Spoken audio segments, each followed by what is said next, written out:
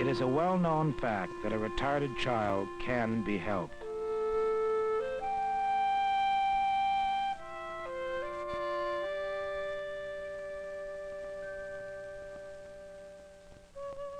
With special classes,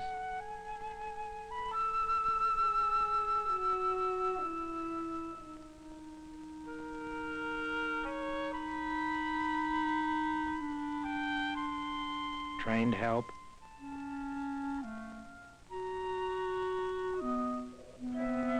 through vocational rehabilitation. But it is not a well-known fact that today there are 2 million mentally retarded employed in private industry. 2 million employed, but another million could be employed and are not. That's why we're selling one guy named Larry. This is Larry, on his way to a job interview. Larry wants to be a warehouse man. We'll sell him, or I hope so, just the way we sold Willie Dow, maintenance man, $1.75 an hour. Ralph Smiley, hospital attendant, $125 a month with room and board. Jeanette Sakharov, power sewing machine operator, $1.35 an hour. Mark Cahill, landscaper's assistant, $2.25 an hour. James Bonifield, restaurant utility man, $1 an hour. We found them all jobs. When I say we, I mean all of us who work in every state of the Union in vocational rehabilitation. Many of us specialists in finding jobs for persons who are mentally retarded. 2 million at work, but there are another million who could hold a job, but who can't land one. Why? Many managements don't understand what mental retardation really is. Don't know. I was one who didn't know. I just didn't understand. My name, by the way, is Gary Stein, co-owner and manager of Specific Plating Company here in Los Angeles. We hire anywhere between 42 and 50 employees. Approximately 5 to 7 of these are mentally retarded. I hired my first mentally retarded employee as a favor to a friend of mine. He had a son with brain damage. We gave him a chance. We had many fears, particularly insofar as the mixing with the female employees are concerned.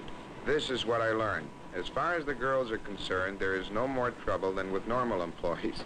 And believe me, there is trouble with normal employees. Special supervision? As a matter of fact, I have found that if you leave a mentally retarded person alone, they're anxious to show you what they can do. And believe me, they can do.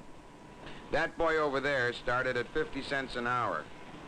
He's now getting over scale, as are all the other mentally retarded employees. Believe me, they are worth it. This isn't kindness. It isn't charity. It's business, good business. I want to keep them. Incidentally, we work around a lot of dangerous chemicals here. The accident rate with the mentally retarded employees is nil, with other employees about 4 or 5 a year. Did you notice that shake of the head that I don't know? Mentally retarded employees have a special value. They know what they don't know. Most normal people don't. They bluff. They don't ask. This means mistakes. Mistakes cost money, and that I don't like. I know what you mean, but here at the Judy Company we have another good reason for employing the mentally retarded. Many of our jobs are quite repetitious, and it is difficult to hire and keep people to do these jobs. Mel, I think the sign is all ready. Will you please take it downstairs for painting? We began employing persons who are mentally retarded some years ago. At first, we didn't know what to expect, but we soon found out that if you get the right person for the right job, he does as well as anyone else. That's why when people ask about how many retarded persons we employ, we say none. A person who does his job isn't retarded, as far as we're concerned. Take Sharon and Gertrude here. Incidentally, these two can switch jobs. They have to, because once we build up an inventory on one item, they go on to another. Naturally, routines change. Here's something I would like you to try. The girls are sorting 40 different pieces of puzzles to be painted 6 different colors. They sort from memory. There isn't a mark on any one of these pieces. 240 possible combinations from memory. 240 chances to make a mistake. and they don't. If they did, I wouldn't have them on the job. Of course, not all retarded employees can memorize, adapt, and change like this. But then many employers have repetitious jobs that must be filled, like the manager of the 620 Club right here in Minneapolis. This is Eddie. Eddie washes dishes, nothing else, and he's happy. Eddie had this job for 4 years. Before Eddie, no dishwasher lasted for more than 2 months, except one who was a man over 65, and he lasted a year. Eddie is the right man for the right job. As working in job placement for the mentally retarded, I'm required to find the right person for the right job, and it all begins in a workshop. When a boy or girl, a man or woman comes to us, some from homes, some from institutions, we interview them. We test them before we begin their vocational rehabilitation. At first, they are given simple, repetitive work. Always the basic things are stressed. Good grooming, punctuality, responsibility. We even teach them how to handle their money. We teach our trainees all the good work habits that an employer expects of an employee. If they progress, they are given more complicated work.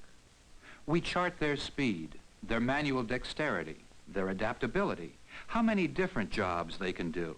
Can they handle numbers? But most importantly, how much pride do they take in their work? However, I guess it's much the same in other parts of the country. Pretty much. Our patterns here in Miami are very similar. The only difference is the difference in local needs. Employers often ask, how much time does this training take? It varies with each person. Some pick up skills faster than others. That's why each gets individual attention. The shortest training time is perhaps, well, 2 months. Often it's a year, even more. Once in a while, it's shorter. For instance, Barbara here learned to make out our payroll in 1 month. Barbara is popular because everyone who is in training here receives wages. All of our work is subcontract work. The workshop is paid and we pay the workers. Payday is a big day in Los Angeles, too. But now let me make this point. Placement people who work in this area realize that not all their trainees will be able to work in private industry. Not by a long shot. Some will remain in the workshop, earning a small salary, being useful, happy. And have no fear. We will never, unfortunately, be able to offer many of these men and women to you as possible employees. But we'll try to sell you the others, whether it is here in Phoenix or somewhere else in the nation. Here at Goodwill Industries, we attempt to train our boys to become good painters. Shoe repairmen, do electrical repair work. We find many good laundry workers. I might say, to be honest, not all states or towns can offer such complete and special training. All our graduates work right alongside regular employees. Look, which girl is our trainee? It's hard to tell, but this is the one. Over here at the soda counter is another workshop graduate. Her job description was to serve customers, but she was capable of learning a new skill. When the cashier went on vacation, she took over. No mistakes. And this boy, he not only earns his own living, but supports his mother. He does his job, does it well, just as she does, and as she does, as 2 million other mentally retarded persons do. As with any normal person, not all of our graduates can be doctors, lawyers, merchants, chiefs, but they are people that doctors, lawyers, merchants, chiefs need to support them. Give them time to think. A talent God has not given equally to us all. This training we give pays off in other ways too. Here in Phoenix, in the last year, 145 of our workshop graduates have been hired by 74 different employers. Their hourly wage has ranged from 75 cents to $1.55 an hour.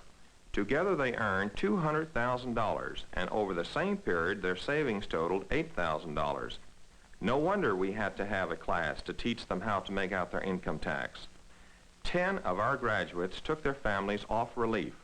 They're taxpayers, not tax burdens. As the National Association for Retarded Children says, the mentally retarded can be helped. But they are not always helped. I know that I had a great deal to learn about the mentally retarded before I became involved in helping to co-sponsor the meat cutting project here. By the way, my name is Gerald Greenfield, and I'm president of the Meat Cutters Union in Miami, Florida. Prior to working with the mentally retarded here, my only knowledge of these children was through my daughter, who was a counselor at a camp for children who were retarded. I saw some of the pictures she had taken. It wasn't good. So when I was asked to train retarded boys to become butchers, all I could see were those kids with the big heads, and I said no.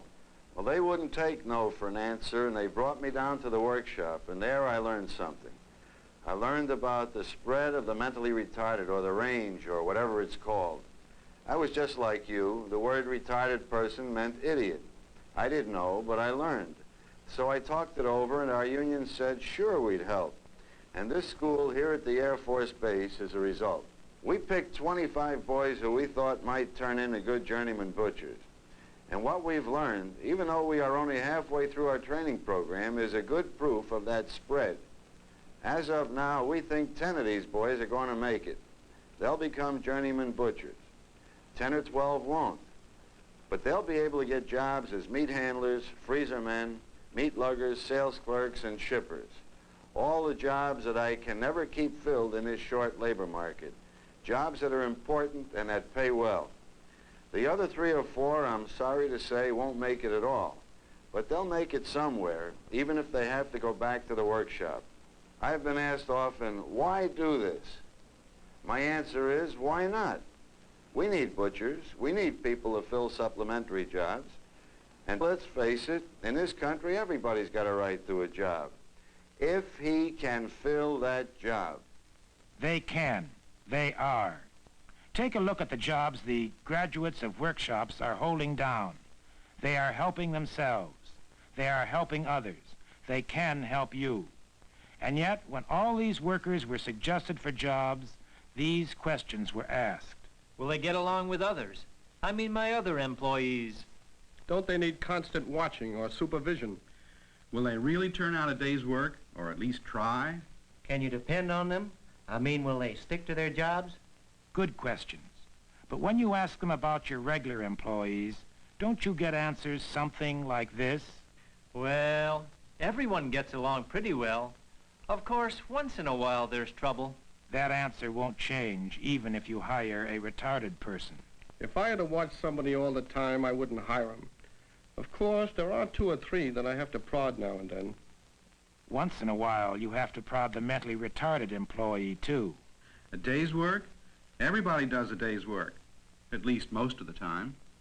The mentally retarded employees have their good and bad days also. You know, it's funny. There are certain jobs that just can't get people to stick to. I'm always looking for replacements. Here is where we, who try and find jobs for our workshop graduates, can give a different, a better answer.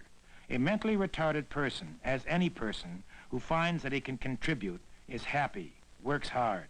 But a retarded person, by his or her very handicap, sticks longer. The enthusiasm, the loyalty, call it what you will, lasts, especially at repetitive jobs. Remember Eddie, 4 years at a job that until he took over had to be refilled every 2 months, except once when a man over 65 held it for about a year?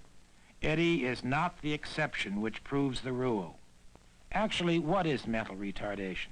As far as you, an employer, is concerned, a mentally retarded person is a human being with a low IQ, a human being who hasn't been able to do too well with the books, and that covers a lot of us. But books aren't performance, and that's what you pay for. Actually, all the retarded boys and girls, men and women you've seen holding jobs have IQs that range from 1/3 to about 3/4 of normal intelligence. 1/3 to 3/4. And I've had employers who have looked at the tests my clients have had to take, not one employer but many, and they've said, if I gave that test to all my employees, I think half of them would be classed as retarded. Then why aren't more mentally retarded persons employed? It's because in many employers' minds, a retarded person wears a label, an incorrect one, always because of lack of knowledge. Did it ever occur to you what this label does to a human being who wears it? Look at these hands. They belong to a worker whose employer said they are invaluable. And yet, when we asked the owner of these hands if we could photograph her at work, she said, No. When asked the why of the no, she explained.